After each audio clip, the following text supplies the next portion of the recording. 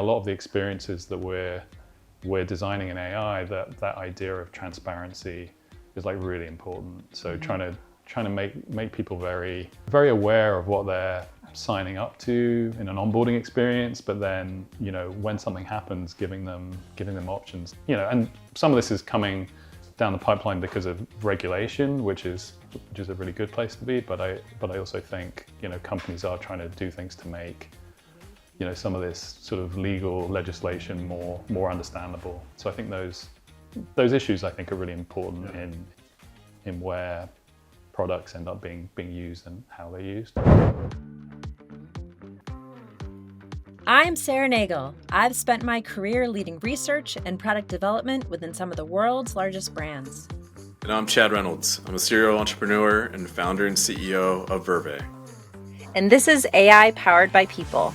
Each episode will dive into the latest AI developments and talk to an industry leader to help you better understand and utilize AI. We'll take you inside some of the world's most famous companies and share examples of how AI is improving innovation, consumer engagement, media, and marketing. No matter what industry you work in, we'll help you navigate one of the biggest disruptions to organizations and people today. Hey, Chad, how's it going? Big week in Cincinnati. It was. Well, thanks for coming. It was great. I don't know if anybody can tell who's watching this, but my background has changed.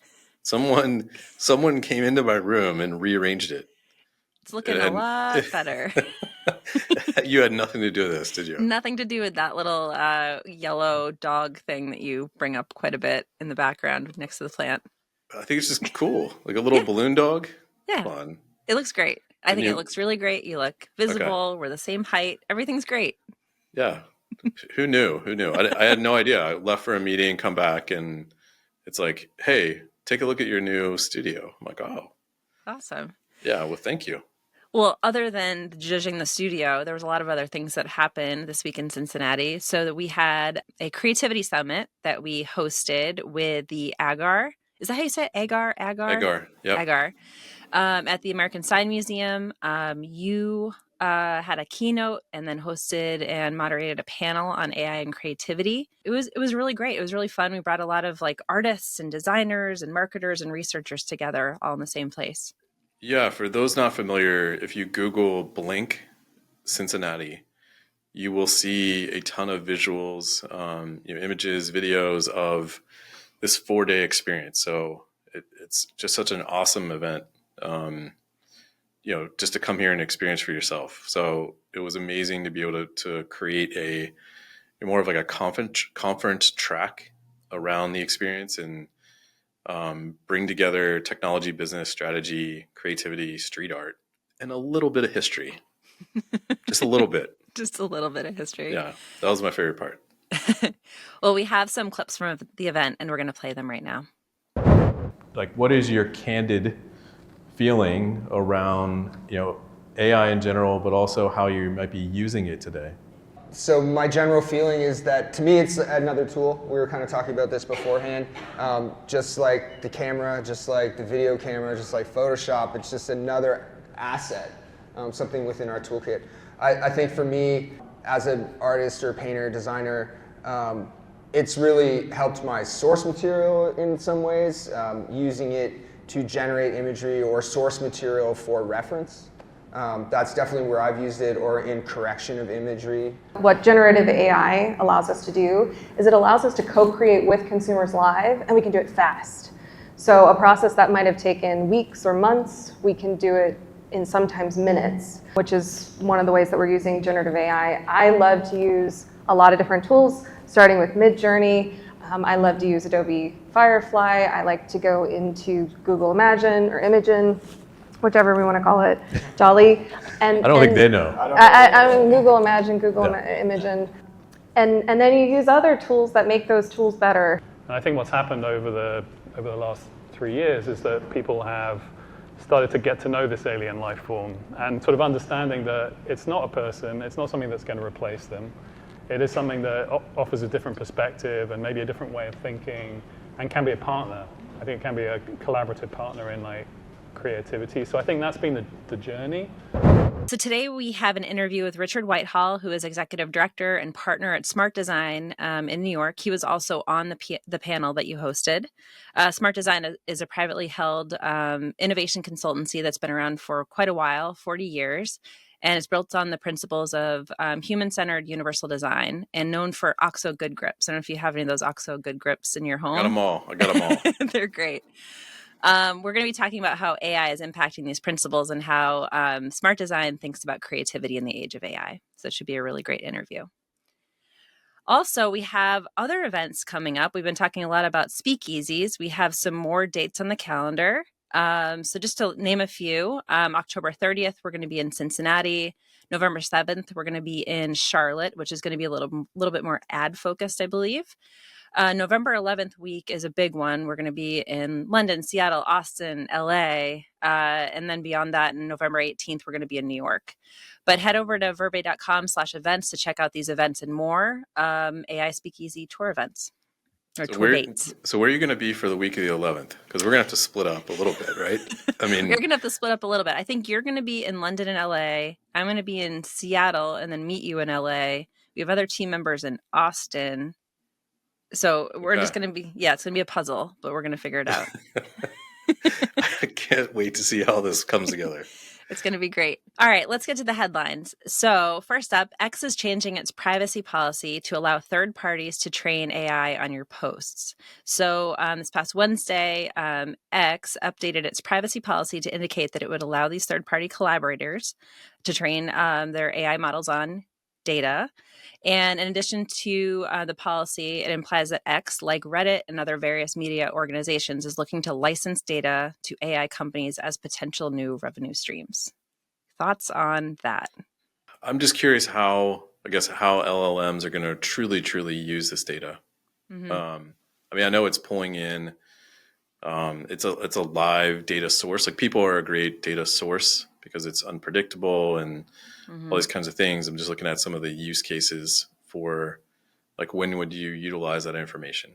Reddit was a little clearer because it's a little bit more community focused. Same around, like, you know, some of the publications, because it's more about industry and journalism. Yeah. Just curious how, like, what would you use X data for? Well, a lot of people see it as like a news source in a way. Like I don't know. I think it could be, you know, collected, and it's kind of like the people's history, but it's definitely from the point of view of the people that are posting. So it's kind of how I see it. I don't know.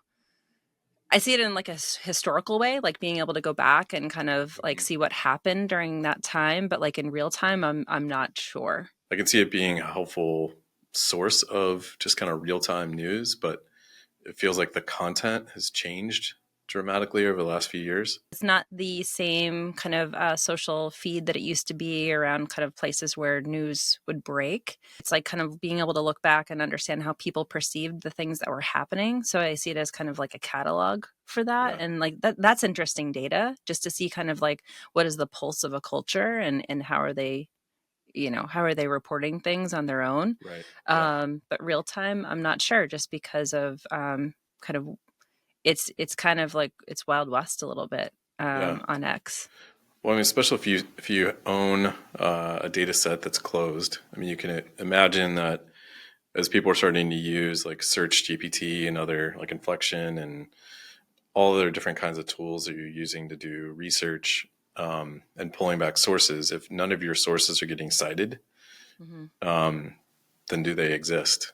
And so I think it'd be like closing off your site yourself from Google, you know, a decade ago, and saying we don't want Google to crawl our site and come up in search results. So yeah, I'm sure it makes sense to, you know, use all the data that your users are creating, or your authors or your journalists are publishing. You know, you wanted to put it out in the world with the proper citation to kind of link back to it. But yeah, and I also see it too as like a place where, you know, there's people that read certain, you know, what other folks are putting out there, and I could imagine like if X is the place you go to kind of read about those things, if you have a super curated list of like the type of content you're trying to learn from. If you could like open it up and, just see like headlines, so you don't have to kind of like go through all of it. I think data is interesting, and I think that it would just be like kind of what are they going to do with it, and then maybe they have ideas or plans for how they're going to curate the data or make it searchable or enable that for people. So I don't know. We'll see how this plays out. Next up, the biggest bromance in tech, as some people call it, between Microsoft and OpenAI is showing signs of fraying. So there's tensions that are arising between the companies with complaints about behavior and cultural clashes between OpenAI and Microsoft employees. Also, OpenAI expects to lose about $5 billion this year, but continues to ask for more money. Money, please! To build more computing power, to build and run its AI. And Microsoft has already given them $13 billion.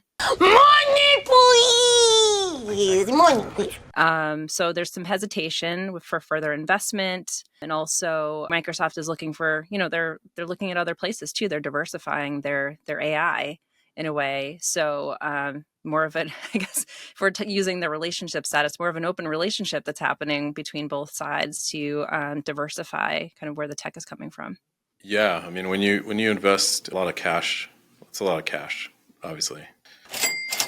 Yeah, I mean, it's going to be interesting to see how they move forward together. I mean, because they are in lockstep in some occasions and then competitive in others. We'll have to see how it plays out. I don't know. Yeah. I think so too. And I think it's just interesting because I think that it was like, oh wow, this really fantastic partnership. But because of like, I think the expectations probably for what they were going to do or not kind of meeting the expectations of Microsoft right away. They're looking at competitors like Inflection to understand how they're enabling AI. So I think it's just, with this in this industry too, it's like it changes so quickly. I think it's unpredictable in some ways, kind of what it can do and the capabilities of it. So it's hard to really judge what's going to happen or how much money we're going to need to invest in it also. I mean, there's so many different, I think, ROI use cases that people are still trying to cite, if you were. So I know because we have a lot of enterprise customers,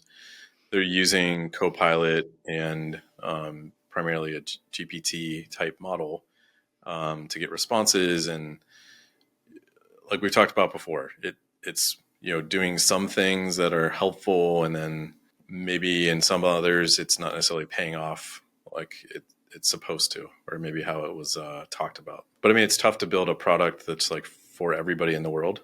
Mm-hmm. So you're doing more general types of use cases, general problems to solve. And that's quite a feat to try to do 2 years out from when it was launched. So, but yeah, that's a lot of money to spend, but that's kind of what it takes to operate that kind of company. Well, we'll follow along with this relationship and others. Okay. Last up, Mark Benioff from Salesforce warns that AI, while useful, he believes is a little overhyped and partly blames Microsoft. So coming off of Dreamforce, or they also called it Agent Force, he says, I've never been more excited about anything at Salesforce, maybe in my career. So he's super psyched about generative AI, but he doesn't even think it can do what its biggest proponents say it will do. And he blames Microsoft. I mean, you were talking about how you called it Copilot clippy, and I think you said that in many situations. So, your thoughts on this? You are a founder of an AI startup. Thoughts? Yeah, he's not wrong on AI or generative AI being the most exciting thing. I mean, I think I'll just speak for myself. It's the most exciting thing I've ever worked on in the past 25 years. I think we're just scratching the surface of what it can do. And so, I mean, better than anybody that we're just continuing to push the edges of what this can be. I think we're taking a much more human-centered approach to the use cases and how we want it to behave and how we want it to, people to interact with it. And I think that's what's needed, honestly, when you look at what AI can do. And so I think it's really hard to stop at like business use cases. You really have to go down to human use cases and treat it with a level of sophistication and care that you would with people. And so I don't know. I mean, we hear all the time that people aren't necessarily having the best experiences with it inside of companies. One of the things that was striking when they first launched, I think everybody was searching for terms of what to call it, and then Microsoft landed on Copilot, which again is somewhat singular in its dimensionality and personality and all different kinds of things. And I know we think that's not that. Mm-hmm. You don't just want to have one Copilot. You want to have a team of people around you. So yeah, I think it's just a different perspective of, are we building a business tool or are we building a tool to help solve problems, and do it in a different way. So it goes down. I mean, I love the talk we're about to have with Richard. I think he gets into some of these core principles, right? And like, it's a really important interview that I think, I want everybody to stick around for. But I think he does a great job breaking down like design, mm-hmm. right? And what design looks like today and what the opportunity is for brands, like who is the OXO of AI today, right? And I think those are the opportunities. That's what our focus is on, is creating that level of expression and understanding and emotional intelligence, around all these things. And I think if we're successful, it doesn't come across as a clippy. So let's get to our interview with Richard Whitehall, who is executive director and partner at Smart Design, and talking about how AI is impacting human-centered universal design. Let's do it. So Richard, thanks for joining us in person in Cincinnati, Ohio at Verve's offices. We're really excited to sit down with you and talk a little bit more about AI and design. It's a pleasure to be here. We had a panel last night. Do you want to talk a little bit about the panel that you moderated? Yeah, so Blink is a huge art installation festival, projection mapping, all different kinds of things. We kicked off the week for Blink to do a panel around design, AI, and business. And creativity. Creativity, yeah. Yep. And so Richard was one of the guests on the panelists and had some time to spend there, and then also at dinner. It was a good deep dive into all different kinds of topics for mm-hmm. creators, artists, but also, coming from the agency side, who's helping consult with global companies and how they apply AI and consumer behavior and all different kinds of innovation that can come from it. So it was a really interesting conversation, and we wanted to dig deeper into some of those topics today. And I think a good place to start is, we had Jamie Munger on the podcast mm-hmm. earlier, who also works at Smart Design. But just to give us an overview of what Smart Design does and in your role there. Yeah, absolutely. So I'm a partner at Smart Design. I've been there for the last 25 years. We're an independently owned design company based in Brooklyn. And, I'd say we're kind of all about really trying to transform what's possible for people, which is quite in line with some of the things that you're trying to do as well.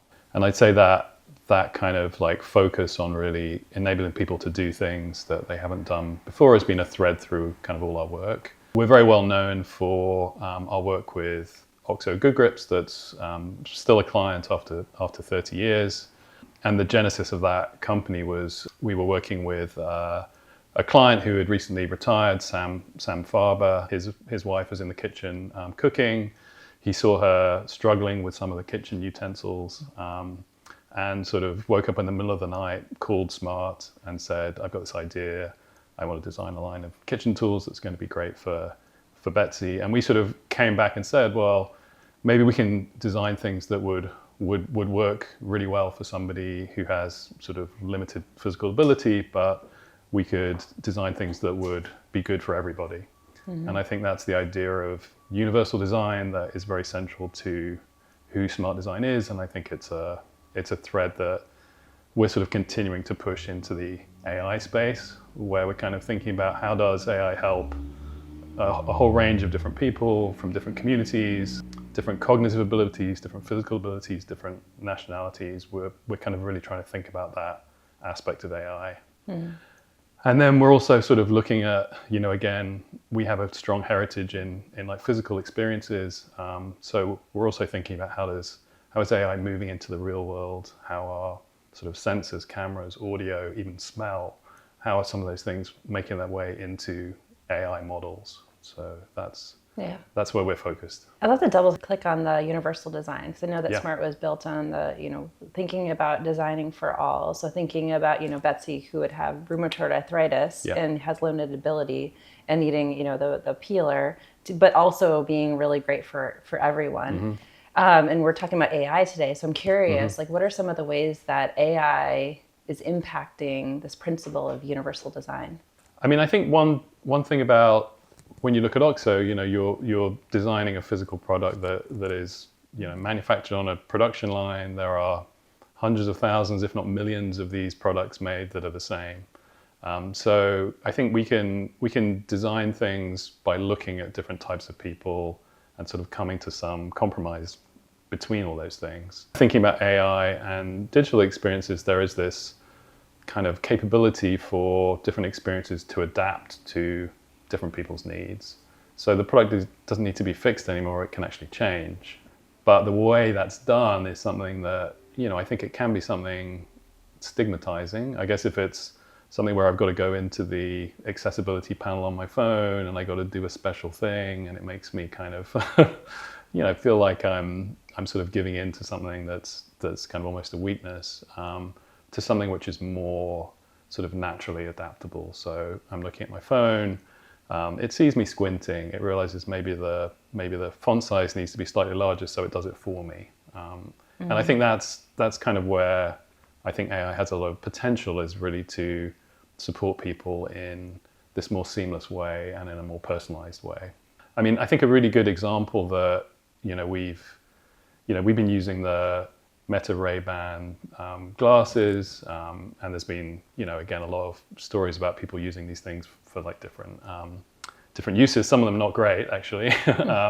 But I think one of the things we have seen is them being picked up by the people with low vision and sort of blind people who are kind of using it as a way of getting more information about the world around them.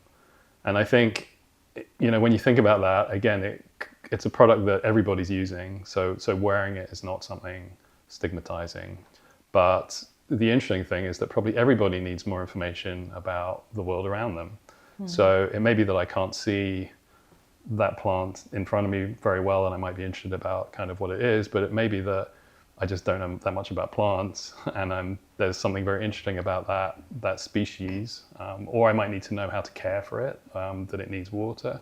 So I think there's this kind of really interesting spectrum to maybe sort of, take things that would be considered impairments, and just realize that we all have these like situational disabilities where we may not know about certain things, or there may be other things that it could even be something very situational where I might be, for example, carrying shopping and I need to do something, or I'm holding a coffee. And that's a situation where I might not be able to use my phone, and having glasses might be helpful. So some of these things are temporary, some of them are permanent, but I think there's just amazing possibility in that area. Is this work getting, I guess, championed across your company, or is it something where like an OXO or a company would come to you and say, we want to help solve this universal design problem around, how people are using these tools? I mean, I think it's a bit of both. So I think one thing that we try and do is when new products hit the market, we buy them, we try them out, we think about different ways that they could be used. So as soon as the Meta Ray-Bans came out, we bought them. I took them on vacation with my family. We got to see, how 10-year-olds use Ray-Bans, but also how, like, my friend's Croatian grandmother used them for the first time, and seeing how she adapted to that technology just sitting around the kind of table. So I think some of it is just personally trying these things, and as designers who have a lot of experience across different areas, thinking about uses and maybe clients that might be interested in partnering on those things. And then it could be like a tech company that's very clearly playing in that space, and there are pretty much all the tech companies are moving into that area, and I think they know a lot about digital experiences, but maybe a little bit less about these physical experiences, and how people feel. And then it could also be a startup. So we have a project with an appliance startup that's building sensors and cameras into products that live in the kitchen.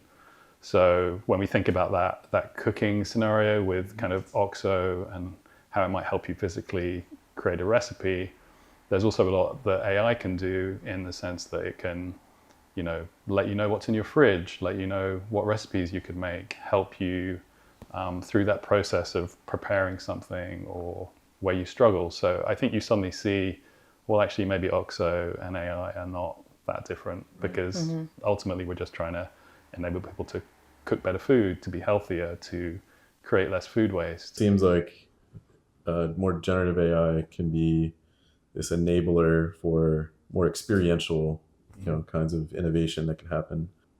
Curious, as you were wearing the Ray-Bans, on vacation, how did it make you feel? And then when you'd given them to a 10-year-old or given them someone else, and then they could see you and maybe have more information than you did. Yeah. Interested in that dynamic of the user and the observer in that situation. Yeah, I mean, it's interesting. I mean, I think the real genius of the Ray-Ban is that they've kind of had to adhere to Ray-Ban's design standards, and they're very exacting to the millimeter. They want them to look like Wayfarers, right?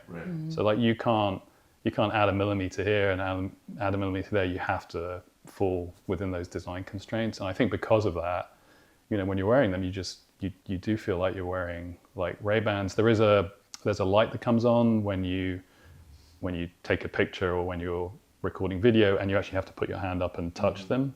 So there are some sort of tells when they're recording. But I'd say, aside from that, you really don't feel that sort of conscious of wearing them. I think something we were talking about yesterday is that there's actually one person at Smart who's been wearing them the whole time, and most people didn't even realize. Really? Sort of within the company. So I think it is interesting how even You're like, what did I say? even people that are attuned. Yeah, but I mean, I guess you kind of know when they're recording. Yeah. So and he's generally not Yeah. recording most of the time. Right. Yeah. But it does blend in, and I think that's kind of where design can really make a difference. And maybe we're not there with like AR glasses yet, but I think it will get there. Our lead engineer wears them all the time. I wear them all the time, not in the work environment, but at home. But it just kind of introduces this idea of there are obviously screen recording, like it could be looking at his code, right, and providing suggestions, or a more personal device that's connected to your face that could be doing a similar type of thing with more multimodal. So just curious where you see some of these trends, some of the innovation happening. Do you see it coming closer to you, or do you see it going further away from your person? That's a really interesting one. I mean, I think it's sort of coming in both directions. I think maybe the interesting bit is the psychologically, what's the ownership of that device? Because I think when you wear something on your body, it's very clearly part of you, and you're kind of responsible for it, and you kind of have this, this very intimate kind of relationship with it. I think when you put something into an environment or in a home, suddenly there's this sort of, it's part of the environment. I think people went through that whole kind of cycle with smart speakers, with like Alexa and like Google Assistant, where, they kind of got through the idea that maybe it was listening to you because there was utility, even though it was pretty limited. But I think there was still more like suspicion over those things because it's a shared device. Do you think it has to do with control at all? I think it does have to do with that. And I think, again, a lot of the experiences that we're designing in AI, that idea of transparency is like really important. So trying to make people very, very, very aware of what they're signing up to in an onboarding experience, but then, when something happens, giving them options to actually, and some of this is coming down the pipeline because of regulation, which is a really good place to be. But I also think, companies are trying to do things to make, some of this sort of legal legislation more understandable. So I think those issues, I think, are really important in where products end up being used and how they're used. Do you think there's any other ideal form factors, because glasses, it's like you're in control of it. It's Yeah. over your eyes, Yeah. and it's kind of like interpreting the world that you're seeing. Curious if there's any other form factors that you've thought about. Earlier this year, when the AI pin concept was released, I think people looked at that idea, and you sort of naturally try and find a kind of meaning in this object that's on your body, because it was a rectangular piece of plastic that's worn on your chest. People associated that with an identity badge and security and cameras and surveillance. And so this kind of meaning, I think, is very important in making someone comfortable using something. So I think probably the way to go is to, look at things that are worn on the body and to try and integrate into those. So that's why I think glasses are a good form factor.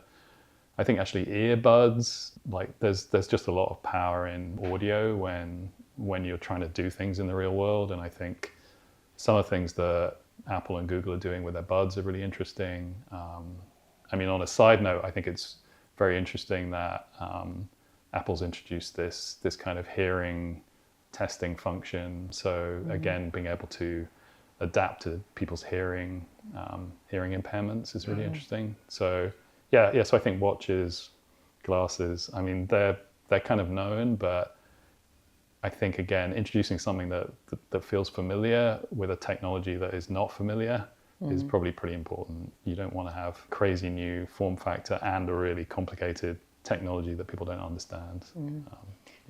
I mean, because I think part of your question too is like, there's form factors, there's things that you wear on your, but there's also things like shirts. Yeah, and also temporary.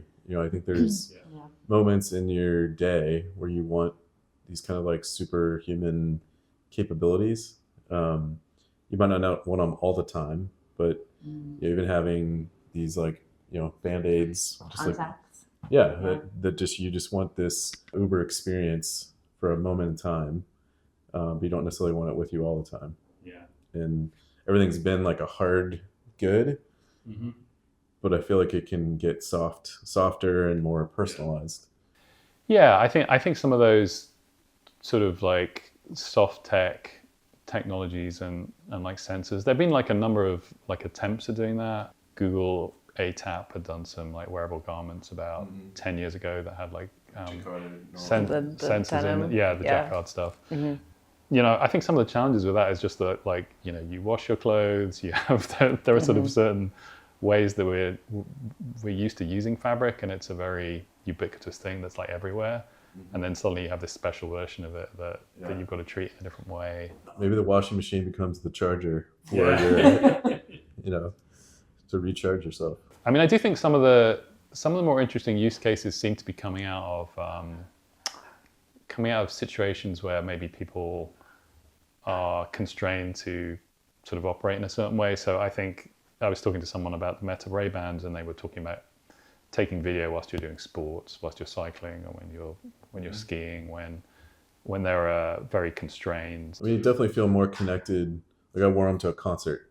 And I didn't have to pull out my phone. I could still be present and still capture a couple images and videos and things like that, which felt amazing to be able to do that.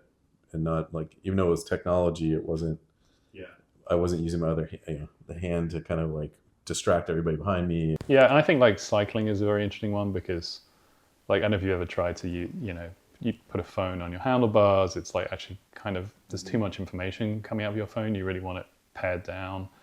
Like a watch is doing some interesting stuff, but like you don't want to be doing this with your watch. And actually, wearing a single earbud is kind of interesting, because the audio can give you directions, but it doesn't overwhelm you. One of the topics we just touched on a little bit was AI agents, and some of the, I think like as they started to come out into the world, they were fairly utilitarian in their what things that they were going to help you with. We started to talk a little bit about kind of this idea of companionship, and where agents are moving beyond some of those very functional benefits, and you can personalize for all different facets of your life. Curious your take on the future of that.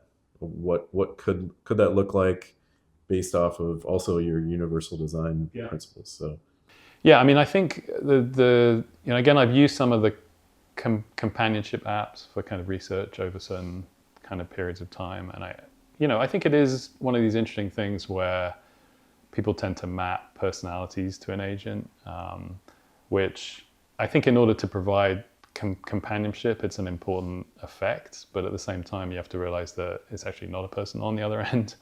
And maybe it works well when you're going through sort of a narrow, like a narrow pipe, because you're texting something into a field and it's texting back.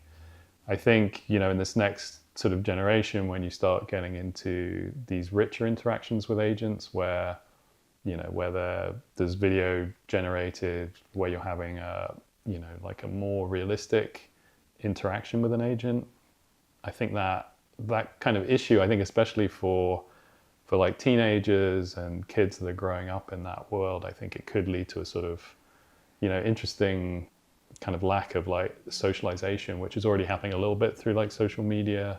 Well, in fact, a lot through like social media. So it has the potential to sort of exaggerate some of those like factors. On the flip side, it's going to give you a more interesting, engaging interaction where, you can actually learn things and you can use it in a positive way. So there are things in there that I think could lead to greater gains and also could lead to greater harm. And I think it's that kind of channeling things in the right direction that I think is the most important thing that we have to be thinking about. So related to the companionship and knowing that smart design was kind of at the forefront of human-centered design, what impact do you think and kind of have you seen AI having on that? Because, at Smart Design, you do a lot of research with humans to understand their behavior, to impact the products and experiences that you're designing. Curious how you're seeing AI shift that or impact that in any way. I think it's one of the things that, I know this seems like a sort of funny side of companionship, but I do think there is a sense of community in the workplace and the people that you work with, and I think there are situations where we're kind of using AI to do tasks that we would have done with other people, and I think that's like accelerating maybe some of the processes and the things that we have to do in our work, kind of, which is great. But I think as someone who's like running a company, we also need to make sure that we're creating opportunities for our employees to engage with each other and sort of do things on projects that are using that time in a way that's adding value to the work, but is also giving them opportunities to work face to face or sort of interact in ways that are going to help them grow as designers or as kind of people within the organization. So I think in the workplace, it's having an impact on the way companies have to operate and the things that they're kind of responsible for, because I do think there's a side to that that's kind of important. I think on the sort of, on the companionship in terms of people using AI as more, feeling isolated and maybe trying to develop kind of relationships around it, I think it's still very early to say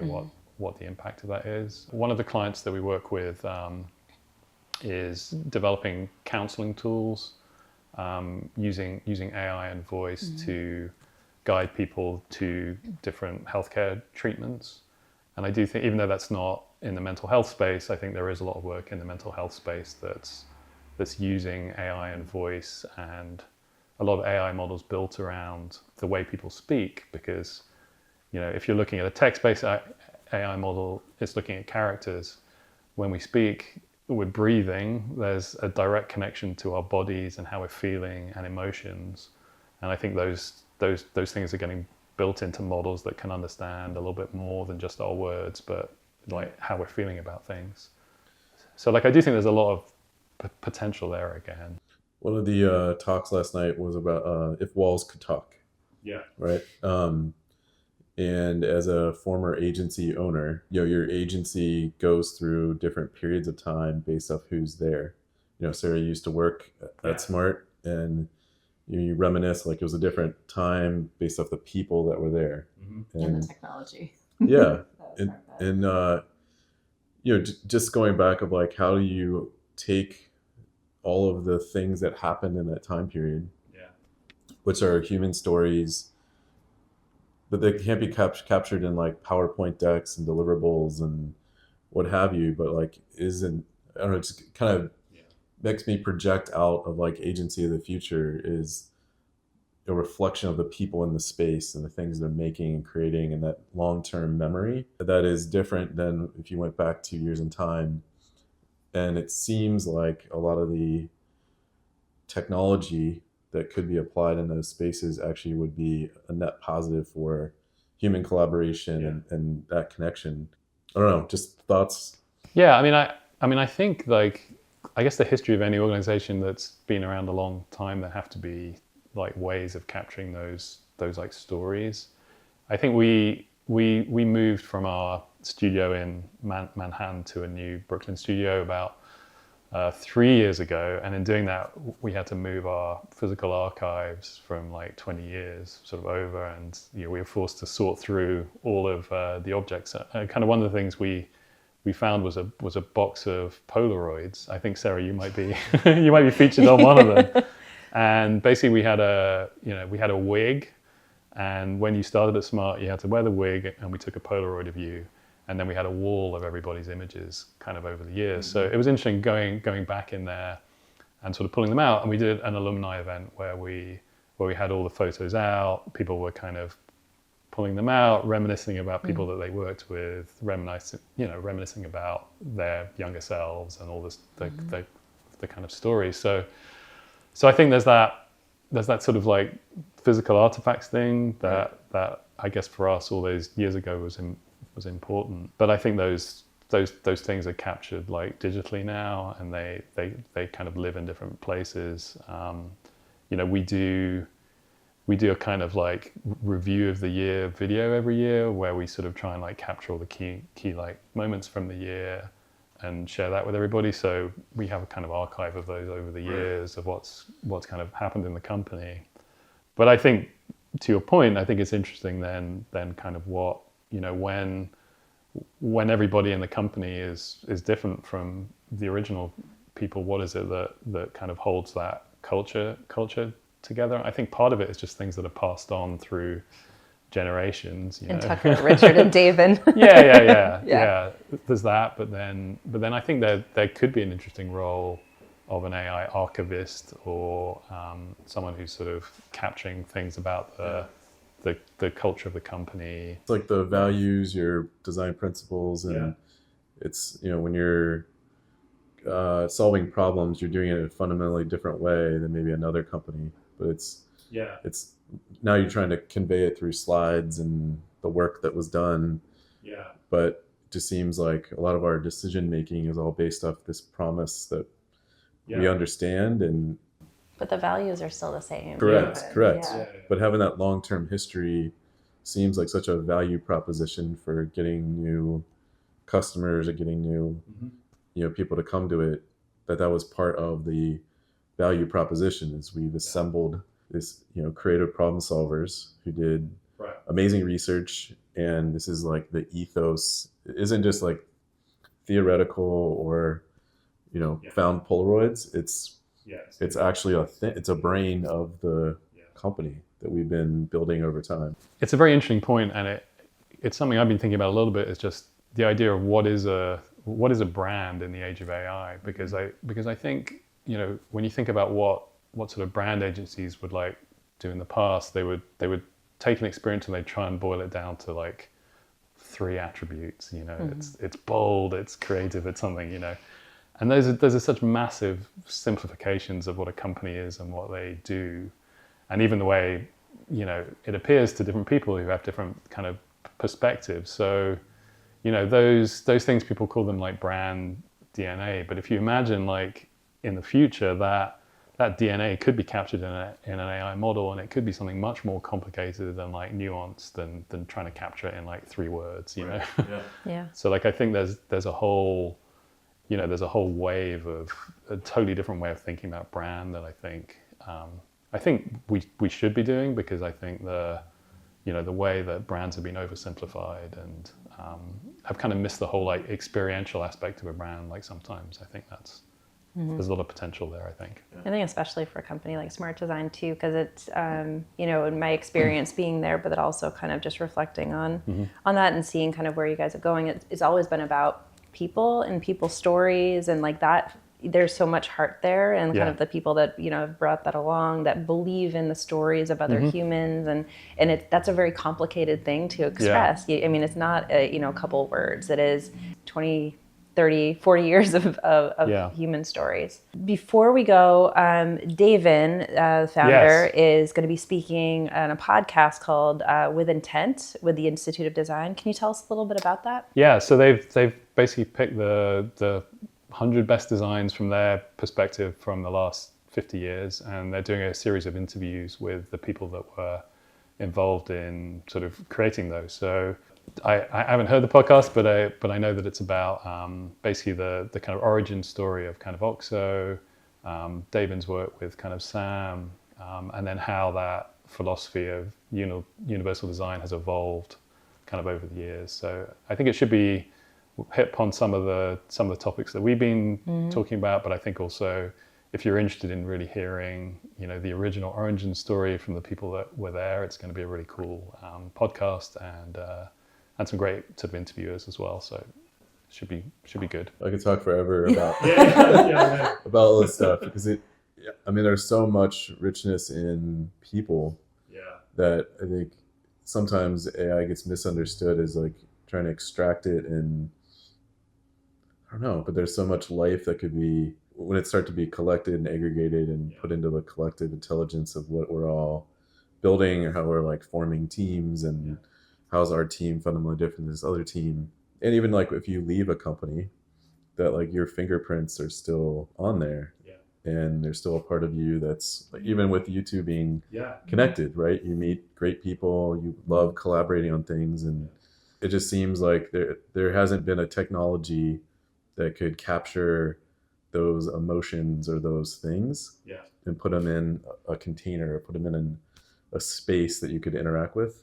And I feel like there's so many interesting opportunities for applications like that. Yeah, and I think it's an amazing time for great design that's human-centered. It's a terrible time for superficial design, which can be copied. So like, I think it feels like the things that technology is doing now are aligned very closely with, I think, some of the principles that we really believe in. So for kind of up-and-coming designers, curious any advice you'd give them? One of the things I always think about working with AI is that, again, it's very good at sort of generating things and interesting options, but it's ultimately the kind of human beings that are finding the like meaning in those things.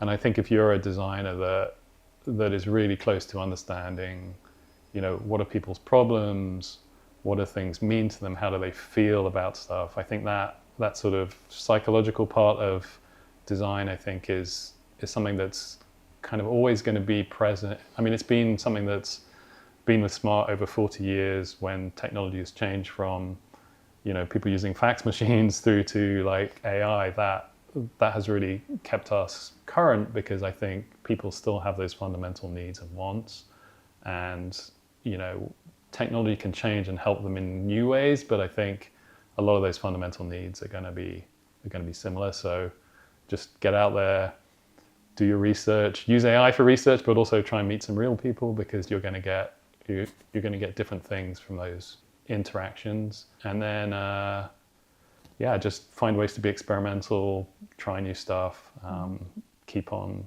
adapting. Great. Yeah. And then people can learn more about Smart Design if they go to smartdesignworldwide.com. Smartdesignworldwide.com, yes. Yes. I remember. Yeah, great. Thank you, Richard. Thank you. Thanks, guys. Yeah, cheers. Well, I really enjoyed that interview with Richard. I love talking about, human-centered design. I love talking about how AI, so it's kind of like bringing these worlds together. Also, used to work at Smart Design, as we mentioned in the interview. So it's really cool for me to see how they evolved, because I was involved in a lot of those OXO tools and, those things that were created that were very physical. And we just started touching upon the digital, different types of UI, but definitely I wasn't there when they were working on AI. Or the impact of AI on human-centered design. So it was just really cool to see how they are using the same principles, but just applying them in new ways. Yeah, I mean, I can't wait to collaborate on a project together. I mean, what an awesome individual, and yeah, I just extremely appreciate him coming here and spending a couple of days with us. I think that there are so many.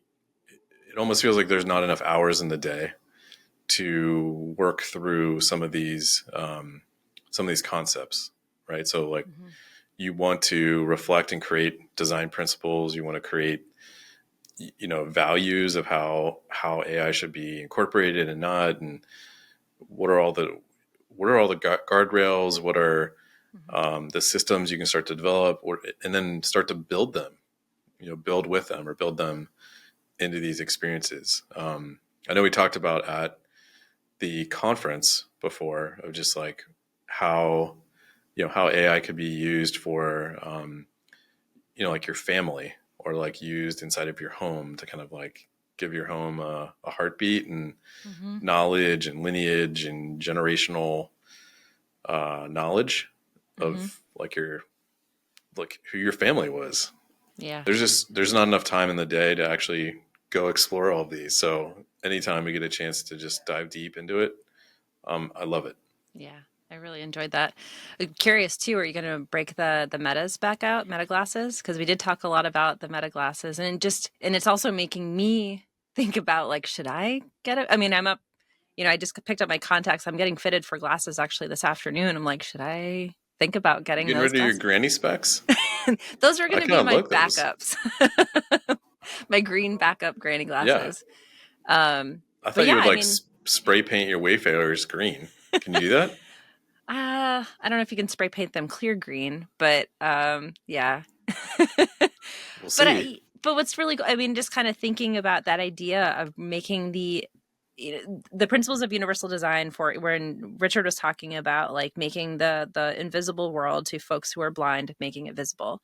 But what I think is really cool is also thinking about most of the design world is invisible to you, even if you're sighted, right? Like being able to look at anything and understand where it came from, where the provenance of the materials, or in food, like where where things are sourced. But so I think it's just like, I just think that there's so many cool possibilities for what it can do, especially when it's like on your eyes and it's like close to your Yeah. ears, and you Yeah. can, I don't know, it's just making me pretty excited about the potential. No, I for them. agree. I agree. So if you're a listener, please subscribe and also check us out on the road. So again, it's verbe.com/events. We have lots of speakeasy tour dates up there. We'd love to see you. And that's going to do it for this episode of AI Powered by People. The show is produced by Steve Berkowitz and brought to you by Verve. Thanks for listening. We'll be back next Tuesday.